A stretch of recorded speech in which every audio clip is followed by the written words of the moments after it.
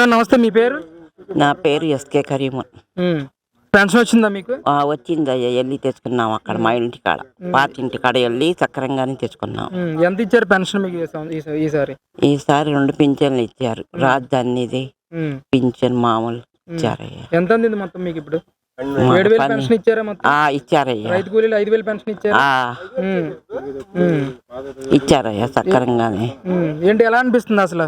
ఎలా ఉంది బురద ఇది ఏమో.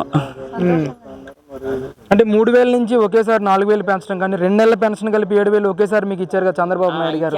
ఏ విధంగా అనిపిస్తా ఉంది అసలు? బాగుందయ్యా, ఇచ్చారు ఆయన. ఎందుకని అంత బాధపడుతున్నారు మీరు?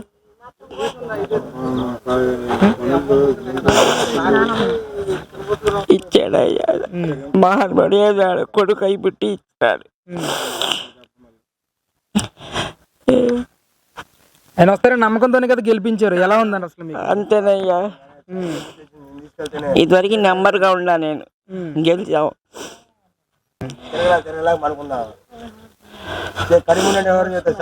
ఏంటంటే మసలా 3,000 చేయడానికి జగన్మోహన్ రెడ్డి గారు 5 సంవత్సరాలు తీసుకున్నారు. గతంలో చంద్రబాబు నాయుడు గారు ఇచ్చిన మాట ప్రకారం 4,000 చేశారు ఫస్ట్ నెల.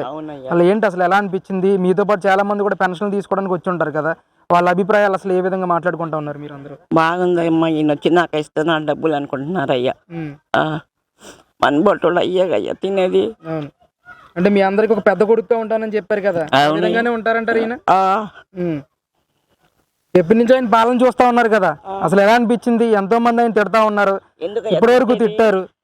ఆయన సొమ్ము తింటా ఆయనకి ఎందుకు తిట్టేది? తిట్టకూడదు అట్టగా.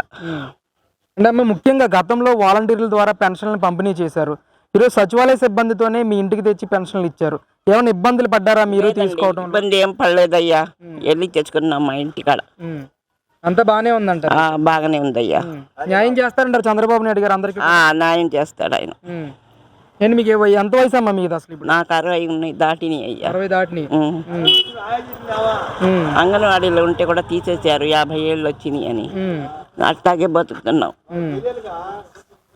ఏంటమ్మా ఈ రోజు పరిస్థితి ఏంటి అసలు మీరు ఉంటున్న ప్రాంతంలో? ఈ రోజు మా అబ్బాయికి ఇల్లు వస్తాయి, ఇక్కడ తీసుకొచ్చుకొని ఉంచుకున్నాను. నాకు అక్కడే పడి ఉంటున్నాం. అంటే మీ వయసులో చాలా మంది ముఖ్యమంత్రుల పరిపాలన చూసుంటారు కదా, ఏ ముఖ్యమంత్రి పరిపాలన మీకు బాగా అనిపించింది? అసలు ఏంటి ఈ రోజు పరిస్థితి? చంద్రబాబు నాయుడు బాగానే ఉందయ్యా. మళ్ళీ మళ్ళీ కోరుకుంటారా చంద్రబాబు నాయుడు?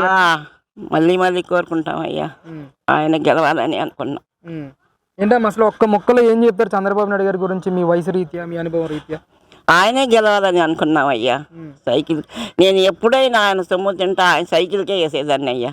అదే ఏంటి అసలు ఈ పెన్షన్ తీసుకొచ్చిందే టీడీపీ పార్టీ. గతంలో ఎన్టీ రామారావు గారు 35 రూపాయల పెన్షన్ నుంచి ఈరోజు 2,000 చేయడం కానీ, 2,000 నుంచి 4,000 చేయడం కానీ, అసలు ఈ టీడీపీ ప్రయాణం ఏ విధంగా అనిపించింది మీకు? ఈ పెన్షన్ల అంతటి కూడా బాగానే ఉందయ్యా. ఆయన అయిపోతే ఏం తింటారయ్యా లేనోళ్ళు.